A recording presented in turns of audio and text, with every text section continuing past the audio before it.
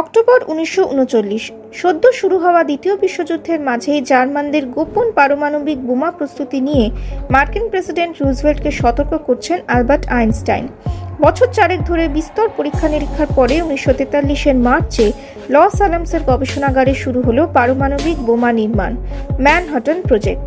এই সমগ্র কর্মকাণ্ডের নেতা বিখ্যাত পদার্থবিদ রবার্ট জুলিয়াস ওপেনহাইমার।